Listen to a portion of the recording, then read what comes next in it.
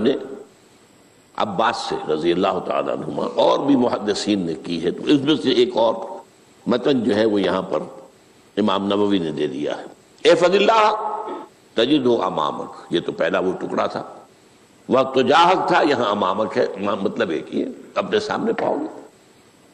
اللہ کی حفاظت کرو، اللہ کو دل میں، اللہ کی یاد کو محفوظ رکھو، گویا کہ اللہ کو مستحضر رکھو۔ ذکر اللہ کے معنی کیا ہے؟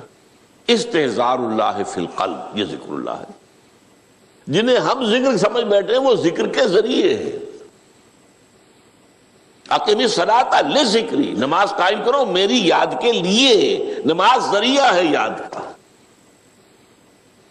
یہ علیحدہ بات ہے کہ آپ نے 17 رکعتیں بھی پڑھ لی ہو عشاء کی اور یاد آپ کو آئی ہی نہیں کوئی، آپ تو ایک میکینیکل انداز میں جو ہے وہ اٹھک بیٹھک کر رہے ہیں اور آپ کی زبان سے کچھ نکل رہا ہے، تو اس کا آپ کے شعور سے، دل کی گہرائی سے کوئی رابطہ ہے ہی نہیں، وہ ذکر تو نہیں ہوا۔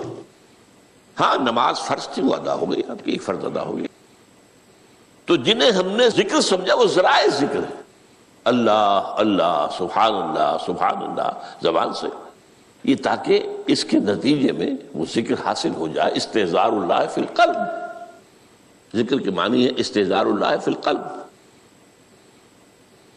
تعرف الی اللہ فی الرخاء، اور دیکھو کشادگی کے وقت میں تم اللہ کو یاد رکھو، اللہ کی طرف رجوع کیے رہو، بھول نہ جاؤ۔ وہ نہ ہو جو کبھی کہا تھا، بہادر شاہ ظفر کے اشعار میں سے بہت زور کا شعر ہے، ظفر آدمی اس کو نہ جانیے چاہے کتنا ہی ہو فہم و ذکا، جسے عیش میں یاد خدا نہ رہی، جسے تیش میں خوف خدا نہ رہا۔ وہ ہے کشادگی کی حالت میں، جبکہ تمہارے لیے کشادگی ہے، اللہ کی طرف رجوع کیے رکھو۔ یعرف کا فی الشدہ، تو اللہ اپنی توجہ تم پر رکھے گا شدت کے وقت میں، جب تمہیں کوئی تکلیف ہے، اس تکلیف کو تم پر آسان کر دے گا۔ تکلیف تو آنی ہے، لکھی ہوئی ہے، وہ تو آئے گی، لیکن یہ کہ اللہ تعالیٰ اس کی شدت کو، ایک ہی چیز ہے جس کو ایک انسان بہت شدت کے ساتھ محسوس کر رہا ہے، دوسرا آدمی اتنا نہیں محسوس کر رہا ہے، احساس کا معاملہ ہوگا نا۔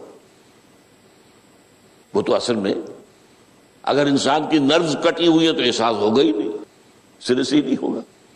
تو اس اعتبار سے اللہ تعالیٰ تمہارے لیے وہ شدت کی کمی کر دے گا۔ وَعْلَمْ أَنَّمَا أَخْطَأَكَ لَمْ يَكُنْ لِيُصِيبَكَ، اور جان لو جو چیز تم سے چھوٹ گئی ہے، رہ گئی ہے، وہ ہرگز تمہیں ملنے والی نہیں تھی۔ اب آپ نے کسی ملازمت کے لیے درخواست دی ہے، درخواستیں مانگی گئی ہیں، اپنی سی محنت کر لی، نہیں ملی ملازمت، اب آپ بیٹھے ہوئے افسوس میں، رنج میں، غم میں، فلاں نے یہ کر دیا، فلاں نے یہ کر دیا، وہ فلاں جو ہے بڑی تکڑی سفارش لے آیا تھا، فلاں نے رشوت دے دی۔ چھوڑو میاں اس کو، وہ تمہارے لیے نہیں تھی۔ کاہے کو اپنے ذہن کے اندر یہ کھچڑی پکا رہے ہو بیٹھے ہوئے؟ خواہ آپ شاید سوء ظن میں بھی مبتلا ہو رہے ہو، کسی نے نہ رشوت دی اور آپ سمجھتے ہو کہ رشوت دی ہے اس نے۔ یہ ساری چیزیں جو ساری سیئات، ان کی جھٹکٹ ہے ابھی۔ وَعْلَمْ أَنَّمَا أَخْطَأَكَ لَمْ يَكُنْ لِيُصِيبَكَ وَمَا أَصَابَكَ، اور جو چیز تم پر آ گئی، لَمْ يَكُنْ لِيُخْطِئَكَ، ہو ہی نہیں سکتا تھا کہ وہ تم پر نہ آتا۔ یہ کر لیتا تو ہو جاتا، شاید یہ کر لیتا، میں نے ٹیکا پہلے لگوا لیا ہوتا تو یہ بات نہ ہوتی۔ بھائی وہ جو ہونا تھا وہ ہونا تھا۔ اب یہ وہ چیز ہے جس سے انسان میں کیفیت پیدا ہوتی، تسلیم و رضا۔ ہم بھی تسلیم کی خو ڈالیں گے، بے نیازی تیری عادت ہی صحیح، اے اللہ جو تو نے چاہا مجھے قبول ہے۔ اسی لیے میں نے آپ کو آیتیں سنائی سورہ تغابن کی، ما اصاب من مصیبت الا باذن اللہ، کوئی مصیبت نہیں آتی مگر اللہ کے اذن سے۔ ومن یؤمن باللہ یہد قلبہ، جو اللہ پر ایمان رکھتا ہو اللہ اس کے دل کو ہدایت دے دیتا ہے۔ ہدایت کس بات کی؟ تسلیم و رضا۔ سر دوستاں سلامت کہ تو خنجر آزمائی، نہ شبد نصیب دشمن کے شبد ہلاکے تیغت۔ اے اللہ تیری طرف سے ہے، مجھے قبول ہے، اور بظاہر مجھے تکلیف ہو رہی ہے لیکن یقیناً اس میں میرا کوئی خیر ہے، بیدک الخیر، تیرے ہاتھ میں تو خیر ہی خیر ہے جو بھی تیری طرف سے آئے۔ سر تسلیم خم ہے جو مزاج یار میں آئے۔ اور یہ مضمون جو ہے زیادہ بڑے پیمانے پر سورہ حدید میں آیا ہے، ما اصاب من مصیبت فی الارض ولا فی انفسکم الا فی کتاب من قبل ان نبرأہا، کوئی مصیبت نہیں آتی نہ تمہاری جانوں میں نہ زمین میں زلزلہ آ جانا، سیلاب آ جانا، کچھ اور زمین کا دھنس جانا، یا یہ ہے کہ تمہاری جانوں میں کوئی بخار ہو گیا، کوئی اور تکلیف ہو گئی، اچانک معلوم ہوا کہ صاحب جو کینسر ہے، اور کینسر بھی اب 3rd سٹیج کو پہنچ چکا ہے، لیکن جو بھی آیا ہے وہ اللہ کے علم کی کتاب میں پہلے سے لکھا ہوا ہے، فی کتاب من قبل ان نبرأہا، یہ کتاب میں درج ہے اس سے پہلے کہ ہم اسے ظاہر کریں۔ اس کا نتیجہ کیا نکلنا چاہیے؟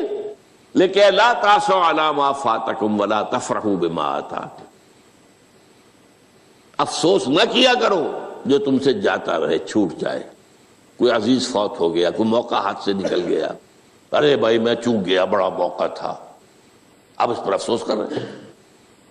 نہیں، جو چیز دیکھیں لا تاسوا علی ما فاتک ولا تفرحوا بما آتاک، جو اللہ تمہیں دے دے اس پر اتراؤ مت، وما اصابک لم یکن لیخطئک واعلم ان النصر مع الصبر، اور جان لو اللہ کی مدد صبر کے ساتھ آتی ہے، جو آئے اس کی طرف سے جھیلو، زبان پر کلمہ شکوہ اور شکایت نہ آئے، اللہ سے شکایت نہ آئے، تسلیم و رضا، جو تیری رضا ہے، تیری صحت ہمیں منظور ہے، لیکن اس کو مولانا محمد علی جوہر ایک مرتبہ جیل میں گئے، ایک بیٹی بیمار ہوئی، فوت ہو گئی، اس کے بعد دوسری مرتبہ پھر جیل میں گئے، دوسری بیٹی کو وہی بیماری ہوئی، جیل میں اطلاع ملی کہ بیٹی کو یہ بیماری ہو گئی ہے، تو خط لکھا ہے اشعار کی شکل میں، کا آخری شعر یہ ہے، تیری صحت ہمیں منظور ہے لیکن اس کو نہیں منظور تو پھر ہم کو بھی منظور نہیں، ہم تو چاہتے ہیں میں بیٹی کے تجھے شفا ہو جائے، اسے منظور نہیں تو پھر ہمیں بھی منظور۔ وَاعْلَمْ أَنَّ النَّصْرَ مَعَ الصَّبْرِ وَأَنَّ الْفَرَجَ مَعَ الْكَرْبِ، فرج، فراخی، کھل جانا کسی چیز کا، یہ ہے کرب کے ساتھ، تکلیف کے ساتھ، تکلیف ہوتی ہے ساتھ، اللہ نے قانون بنایا ہے دنیا کا۔ اب آپ اندازہ کیجئے بچے کی ولادت میں ماں کو کتنی تکلیف اٹھانی پڑتی ہے، آج کل تو فیشن ہو گیا ہے، سیدھے سیدھے جاؤ آپریشن کراؤ، تکلیف سے بچ جاؤ، لیکن یہ ہے کہ یہ بھی آپ کے علم میں ہوگا، وہ ساری تکلیف جیسے ہی بچے کو لا کر ماں کے برابر لٹایا ہے، ساری تکلیف ختم، پھر جو راحت اس سے میسر آتی ہے، ان الفرج مع الکرب وان مع العسر یسرا، اسی لیے میں نے وہ آیتیں بھی پڑھی تھی، ان مع العسر یسرا، ان مع العسر یسرا، اس دنیا میں یہ اللہ نے نظام بنایا ہے، سختیاں جھیلنی ہی ہوں گی، لقد خلقنا الانسان فی کبد، ہم نے انسان کو پیدا کیا مشقت کے اندر، مشقت تو کرنی پڑے گی، کسی کی جسمانی مشقت زیادہ، کسی کی ذہنی مشقت زیادہ، مشقت سے چارہ کسی کو نہیں، تو یہ ہے ان مع العسر یسرا ان مع العسر یسرا۔ بارک اللہ لی ولکم فی القرآن العظیم ونفعنی وإیاکم بالآیات والذکر الحکیم۔